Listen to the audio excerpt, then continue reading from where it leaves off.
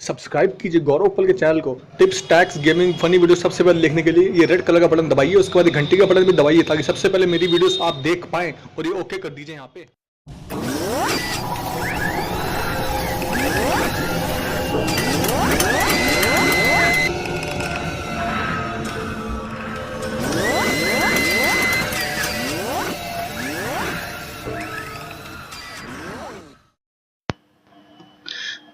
और मेरे दोस्तों, मैं गौरव पल आपके लिए फिर से एक वीडियो लेके आया हूं। और इस बार जिस टॉपिक पे मैं वीडियो ला रहा हूं आपके लिए, तो वो टॉपिक इतना इम्पोर्टेंट है कि आप ये समझ लीजिए कि टॉप सीए फर्म्स में इसकी काफ़ी इंपॉर्टेंस है, ट्रांसफर प्राइसिंग की।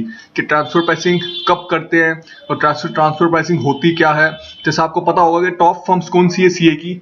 पीडब्ल्यूसी ले लीजिए, ई&वाई ले लीजिए, डेलॉयट ले लीजिए, केपीएमजी ले लीजिए। इन सब फर्म्स में तो मैं बेसिकली आज आपसे ये बात डिस्कस करने जा रहा हूं जो कि किसी ने भी नहीं करी होगी। प्रैक्टिकल एस्पेक्ट्स ट्रांसफर प्राइसिंग के क्या होते हैं, मतलब इन सब कंपनीज में या किसी भी कंपनी में ट्रांसफर प्राइसिंग की स्टडी कैसे बनाते हैं। और ट्रांसफर प्राइसिंग एक्चुअली में थ्योरी तो आपने पढ़ी होगी, लेकिन मैं आपको आज प्रैक्टिकल एस्पेक्ट्स बता रहा हूं कि प्रैक्टिकली कैसे करते हैं ट्रांसफर प्राइसिंग।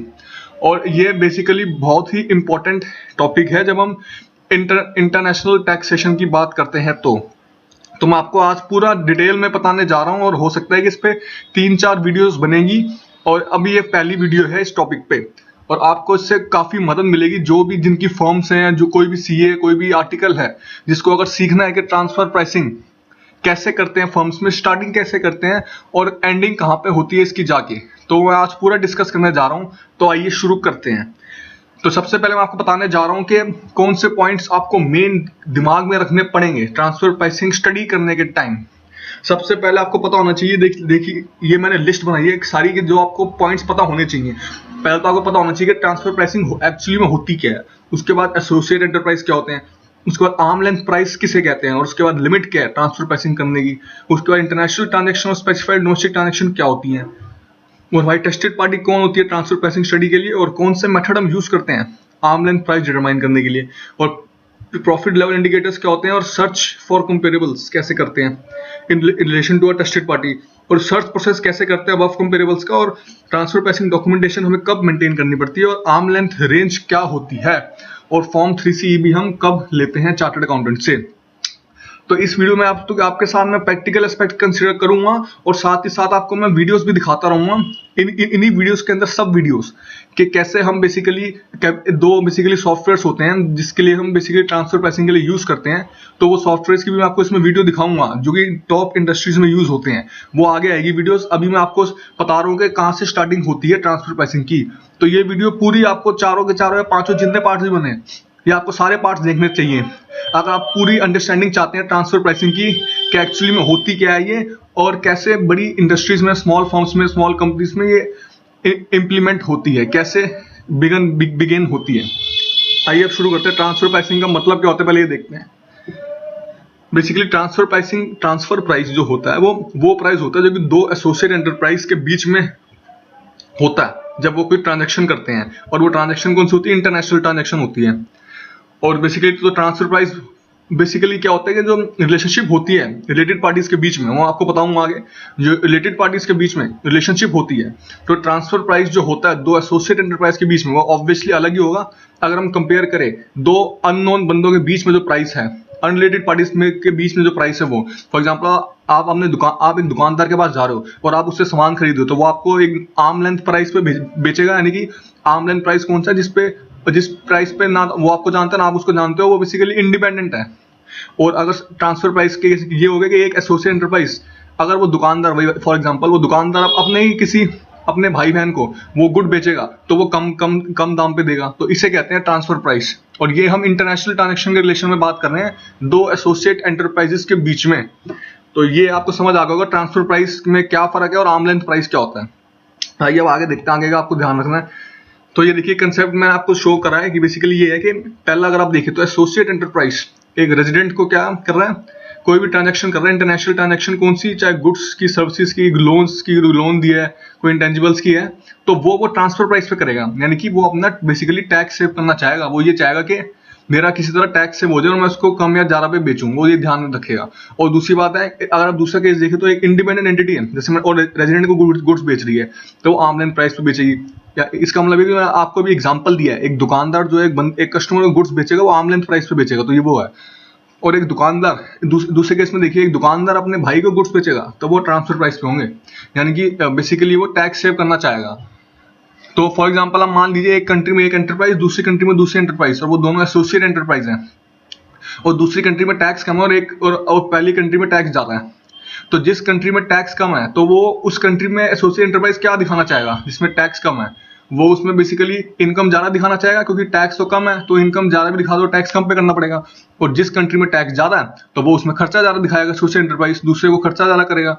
उससे क्या होगा कि जिस कंट्री में टैक्स ज्यादा है उसमें हमने खर्चा ज्यादा दिखा दिया और टैक्स कम बनेगा, हमारा इनकम कम आ रही है। तो बेसिकली ये है कंसेप्ट, आपको आगे होगा समझ। अब आइए आगे देखते हैं आगे क्या ध्यान रखना, क्या प्रैक्टिकल एस्पेक्ट्स होते हैं जो कि कंसिडर करती हैं बड़ी बड़ी कंपनीज, फर्म्स, सारे के सारे। आगे देखते हैं। अब आपको पता होना चाहिए कि फिर आप कह रहे होगे कि एसोसिएट एंटरप्राइज होते क्या हैं। अब वो बताता हूँ, सेक्शन 92A में दिए हुए हैं इनकम टैक्स एक्ट के 1961 के। पहली बात ये होता है कि अगर एक सिंपल कंडीशन ये है एसोसिएट एंटरप्राइज की, अगर एक एंटरप्राइज का दूसरे एंटरप्राइज में डायरेक्ट पार्टिसिपेशन हो रहा है या किसी बिचौलिए के थ्रू, किसी इंटरमीडिएरी के थ्रू हो रहा है, उसकी मैनेजमेंट में, उसकी कंट्रोल और कैपिटल में, यानी एक एंटरप्राइज दूसरे एंटरप्राइज को कंट्रोल कर रहा है, मैनेज कर रहा है उसकी कैपिटल को, तो इन जनरल एसोसिएट एंटरप्राइज होगा सेक्शन 92A के हिसाब से, सिंपल। और अब देखते हैं कि सेक्शन 92A सब सेक्शन 2 में कुछ ऐसी कंडीशंस भी दी हुई हैं जिसमें हम एसोसिएटेड एंटरप्राइज डीम्ड मान लेंगे, डीम्ड टू एसोसिएट एंटरप्राइज, यानी कि इनकम टैक्स एक्ट के हिसाब से वो भी एसोसिएट एंटरप्राइज ही कहे जाएंगे। तो पहला तो कह रहा है इक्विटी होल्डिंग के टर्म्स में बता रहा कौन सी, अगर एक एंटरप्राइज ग्रेटर देन या इक्वल टू 26% डायरेक्टली या इनडायरेक्टली होल्ड करता है उस एंटरप्राइज में तो वो एसोसिएट एंटरप्राइज हो गया। और अगर वो सेम बंदा होल्ड करता है किसी हर एक एंटरप्राइज में तो एसोसिएट एंटरप्राइज हो गया। और अगर लोन उसने दिया हुआ है ग्रेटर देन इक्वल टू 51% का ऑफ टोटल असेट्स तो वो एसोसिएट एंटरप्राइज हो गया। और अगर एक एंटरप्राइज ने गारंटी दी हुई है greater than equal to 10% of debt उस दूसरे एंटरप्राइज की तो वो एसोसिएट एंटरप्राइज हो गया। और अगर उसने 10% से ज्यादा इंटरेस्ट है उसका उस फर्म में या एओपी या बीओआई में तो वो क्या हो गया, एसोसिएट एंटरप्राइज हो गया। तो बेसिकली ये तो शेयर होल्डिंग के पैटर्न के हिसाब से बता रहे हैं, अगर 26% उससे ज्यादा शेयर वोटिंग पावर होल्ड करी हुई तो वो एसोसिएट एंटरप्राइज। और उसके अलावा 51% से ज्यादा या उसके बराबर टोटल एसेट्स का लोन दिया हुआ है, टोटल एसेट्स के 51% से ज्यादा या टोटल एसेट्स के 51% तक दूसरे एंटरप्राइज की अगर लोन दिया हुआ है तो एसोसिएट एंटरप्राइज। 10% से ज्यादा या उसके बराबर गारंटी दी हुई है तो एसोसिएट एंटरप्राइज। और उसके अलावा 10% से ज्यादा इंटरेस्ट है एक एंटरप्राइज का दूसरी फर्म में एओपी या बीओआई में तो वो भी एसोसिएट एंटरप्राइज होंगे। तो ये तो इक्विटी होल्डिंग के टर्म्स में मैंने आपको बता दिया। अब आगे देखते हैं मैनेजमेंट की टर्म्स में एसोसिएट एंटरप्राइज डीम्ड कौन से होंगे। मैनेजमेंट टर्म्स में पहली कंडीशन ये है कि अगर अपॉइंटमेंट है 50% से ज्यादा डायरेक्टर्स की और मोर एग्जीक्यूटिव डायरेक्टर की बाय एन एंटरप्राइज, एक एंटरप्राइज के दूसरे एंटरप्राइज में 50% उससे ज्यादा एग्जीक्यूटिव डायरेक्टर्स अपॉइंटेड हैं तो एसोसिएट एंटरप्राइज। और अपॉइंटेड बाय सेम पर्सन, अगर एक ही बंदे ने अपॉइंट करे हैं हर एक एंटरप्राइज में तो वह एसोसिएट एंटरप्राइज हो जाएंगे। तो सिंपली डीम्ड कंडीशन है इन टर्म्स ऑफ मैनेजमेंट।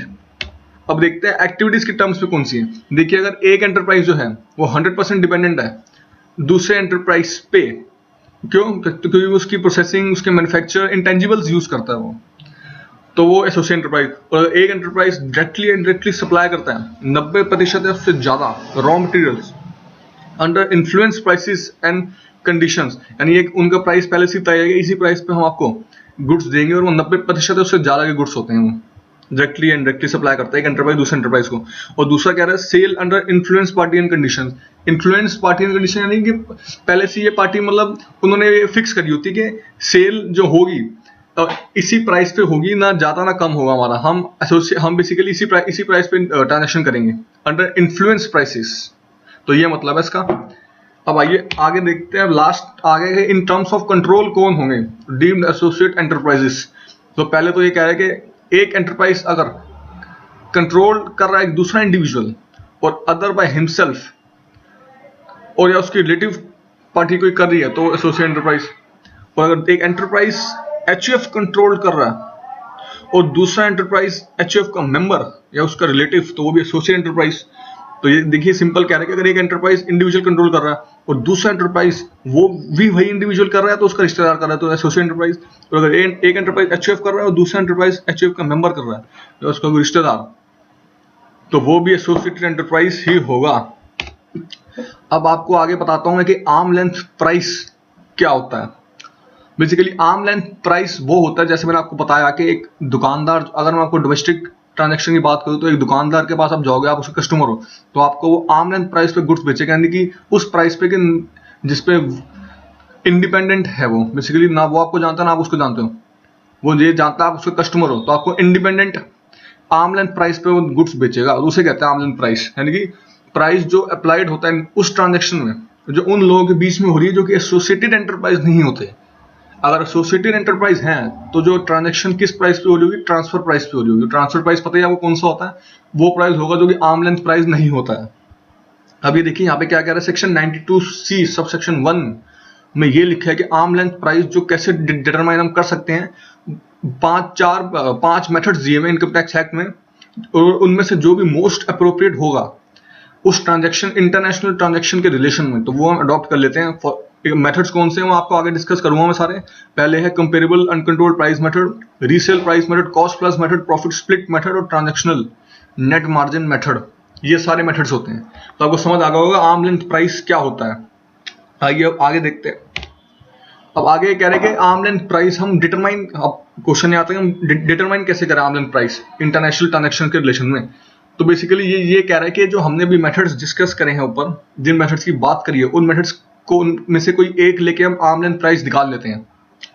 उसके बाद होता क्या है, अगर हमारे पास एक सिंगल प्राइस आता है तो हम उसी सिंगल प्राइस को आर्म लेंथ प्राइस कंसिडर कर लेते हैं। सिंगल प्राइस कब आएगा, जब जिस एसएससी के रिलेशन में हम ट्रांसफर प्राइसिंग कर रहे हैं उसके जो हमने कंपेरेबल्स निकाले, वो कंपेरेबल्स एंड में सारे प्रोसेस से निकलने के बाद सिर्फ एक ही कंपेरेबल बच रहा है, तो फिर ऑब्वियसली जो उस कंपेरेबल का प्राइस होगा वही होगा आर्म लेंथ प्राइस, तो इसलिए हमने उसको मान लेंगे। लेकिन अगर 92C सबसेक्शन 2 में क्या लिखा है, अगर एक से ज्यादा प्राइस आ रहे हैं, फॉर एग्जांपल जो हमारे कंपेरेबल्स आ रहे हैं वो कंपेरेबल्स यानी एक से ज्यादा है, 2 3 4 5 जितने भी है मान लीजिए, तो एक से ज्यादा प्राइस आ गया हमारा, तो उस केस में क्या लेते हैं हम, उन प्राइसेस का वेटेड एवरेज मीन लेते हैं, उसे हम आर्म लेंथ प्राइस मानते हैं। ये होता है। लेकिन अगर जो हमने वेटेड एवरेज मीन निकाला है तो वो अगर ट्रांसफर प्राइस के 3% के अंदर अंदर तक है, यानी कि फॉर एग्जांपल जो भी हमने वेटेड एवरेज मीन निकाल दिया वो ट्रांसफर प्राइस के 3% तक के अंदर अंदर होगा, तो हम ट्रांसफर प्राइस को ही आर्म लेंथ प्राइस कंसिडर कर लेंगे। अगर 3% से ज्यादा हुआ वेटेड एवरेज मीन तो हम उसको कंसिडर करेंगे आर्म लेंथ प्राइस। तो ये है आर्म लेंथ प्राइस कैसे निकालते हैं। आइए आगे देखते हैं। अब आप पूछ रहे होंगे कि ट्रांसफर प्राइसिंग की स्टडी जो है वो हर कोई तो करता नहीं है, बिग टॉप फर्म्स में होती हैं, चाहे PwC, E&Y, KPMG, Deloitte, TR चड्डा, SS कोठारी, चाहे कोई भी फर्म ले लीजिए, तो ट्रांसफर प्राइसिंग स्टडी होती कब है बेसिकली, आप पहले ये बता दो मुझे। तो अब मैं बताता हूं कि ट्रांसफर प्राइसिंग स्टडी कब होती है। पहले तो भी दो तरह की ट्रांजैक्शन होती है हमारी, एक तो इंटरनेशनल ट्रांजैक्शन और स्पेसिफाइड डोमेस्टिक ट्रांजैक्शन।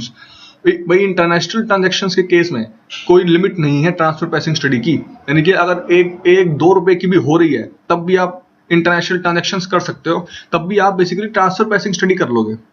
तो ट्रांसफर प्राइसिंग स्टडी कर लोगे, लेकिन आप बेसिकली लॉजिकली सोचिए, अगर 1-2 रुपए की हो रही होगी तो आप ट्रांसफर प्राइसिंग स्टडी क्यों करोगे।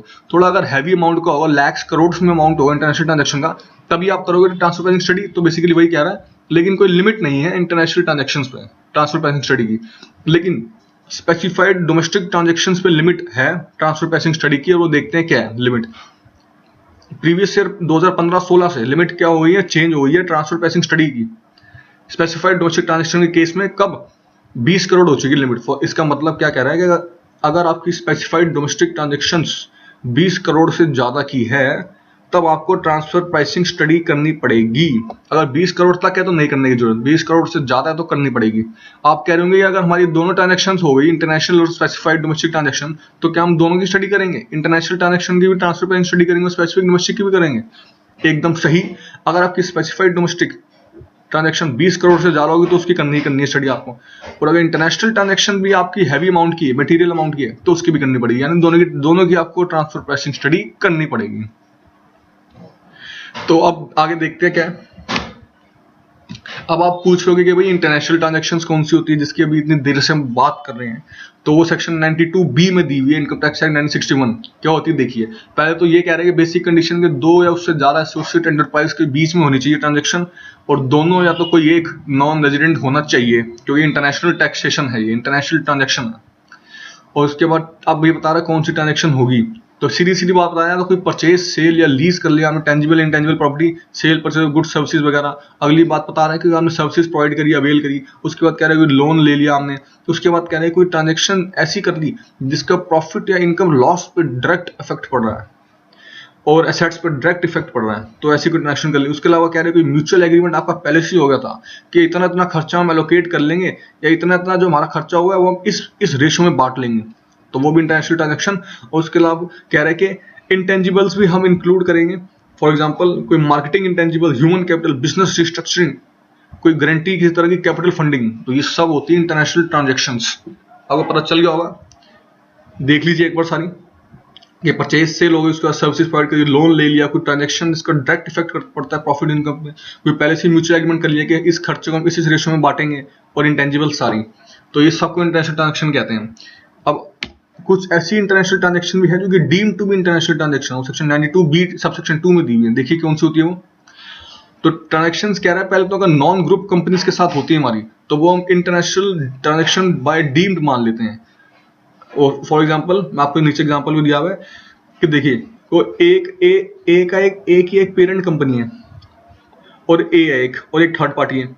तो ए जो है ट्रांजैक्शन करेगा थर्ड पार्टी से, और अगर जो ये कह रहा है कि ट्रांजैक्शन ए और थर्ड पार्टी के बीच में होगी, ए और थर्ड पार्टी के बीच में, तभी ट्रांसफर प्राइसिंग उस पर एप्लीकेबल होगी अगर प्रायर एग्रीमेंट हुआ पड़ा है पहले से ए के पेरेंट के बीच में और थर्ड पार्टी के बीच में, दोनों नॉन रेजिडेंट है, जो कि सर्विसेज प्रोवाइड, अगर ए सर्विसेज प्रोवाइड कर रहा है थर्ड पार्टी को, तो उस पर ट्रांसफर प्राइसिंग लगेगी कब, अगर ए की पेरेंट कंपनी का थर्ड पार्टी के साथ एग्रीमेंट पहले से ही हुआ पड़ा है कि किस तरह की सर्विसेज प्रोवाइड करेगा ए थर्ड पार्टी को, तो तब ट्रांसफर प्राइसिंग एप्लीकेबल हो जाएगी इंटरनेशनल ट्रांजैक्शन में, उसको हम डीम्ड इंटरनेशनल ट्रांजैक्शन मान लेंगे। आइए आगे देखते हैं। अब ये लास्ट टॉपिक मैं इस वीडियो में कवर कर रहा हूँ क्योंकि वीडियो काफी बड़ी हो रही है, तो इसके 4-5 पार्ट्स बनेंगे वीडियो के, और सारी वीडियो सब पूरी देखिएगा। पहले लास्ट टॉपिक डिस्कस कर लेते हैं। आइए अब ये कह रहे हैं कि स्पेसिफाइड डोमेस्टिक ट्रांजैक्शंस क्या होती हैं, तो भाई हर एक एंटरप्राइज का यही क्वेश्चन है कि हम किन्हें माने, तो सेक्शन में इसका कोई सेक्शन नहीं है, बेसिकली ये भी इनकम टैक्स एक्ट में दी हुई है। तो वो कह रहे हैं कि पहले तो आपको मैंने बताया ही पहले कि 20 करोड़ से ज्यादा की ट्रांजेक्शन पे एप्लीकेबल होती है transfer pricing specified domestic transaction अगर। अब ये कह रहे हैं कि transaction that could be impacted, कौन सी ट्रांजेक्शन होगी इसमें, तो पहले तो ये कह रहे हैं कि सेल परचेज होगी, transfer of good services between related domestic company when either of them is eligible for tax holiday benefit. उसके बाद क्या, transfer of good services between tax holiday eligible business other business units of tax पर। और वो कह रहा है कि बेसिकली कोई पेमेंट कर दिया हमने 48(2)B के अंदर किसी पर्सन स्पेसिफाइड को। 48(2)B कौन होते हैं, रिलेटेड पार्टीज होती हैं, उसका सेक्शन है 48(2)B। ये भी मैं आपको आगे डिस्कस कराऊंगा कौन सा होता है। और उसके बाद कह रहे हैं कि सारे प्रोविजंस जो भी एप्लीकेबल हैं आर्म लेंथ प्राइस के इंटरनेशनल ट्रांजैक्शंस पे, वो सारे के सारे स्पेसिफाइड डोमेस्टिक ट्रांजैक्शंस पे भी एप्लीकेबल होंगे, और सारी की सारी पीनल प्रोविजंस, पेनल्टी जो भी इंटरनेशनल ट्रांजैक्शंस पे है, वो सारी की सारी स्पेसिफाइड डोमेस्टिक ट्रांजैक्शंस पे एप्लीकेबल होंगी। तो इस वीडियो में दोस्तों मैं आपको इतना ही बताना चाहता था। अब आपको एक कंसेप्ट समझ आ गया होगा बेसिकली क्यों कर रहे हैं हम ट्रांसफर प्राइसिंग और किस लिमिट पे हम चेक करते हैं। और अभी इसके अलावा बहुत सारी बातें बाकी हैं, और आपको बहुत सारी अभी एक प्रैक्टिकल वीडियो दिखानी बाकी है कि हम बेसिकली कैसे कैरी आउट करते हैं, कंपेरेबल्स कैसे फाइंड आउट करते हैं अपनी एसएससी के रिलेशन में। एसएससी कौन, टेस्टेड पार्टी कौन है हमारी, वो टेस्टेड पार्टी का कंसेप्ट भी आगे आएगा दोस्तों, आपको अगली वीडियो में मैं बताऊंगा बाकी का। तो इस वीडियो में इतना ही, और उम्मीद करता हूं कि आपको जो है ये वीडियो में देख के समझ आ गया होगा कि बेसिकली ट्रांसफर प्राइसिंग क्या होती है और इसका इतना इंपॉर्टेंस क्यों है इसकी इतनी। अब आपको ये समझ आ गया होगा, और मैं आशा करता हूं कि आप ये वीडियो मेरी पूरी देखेंगे, और आपको कोई भी क्वेरी हो तो आप नीचे कमेंट सेक्शन में पूछ लीजिए, और मेरे चैनल को लाइक भी कर लीजिए। और नेक्स्ट वीडियो थोड़े टाइम में ही आने वाली है, तो तब तक के लिए आपका थैंक यू, और मेरे चैनल पे बने रहिए। Good bye.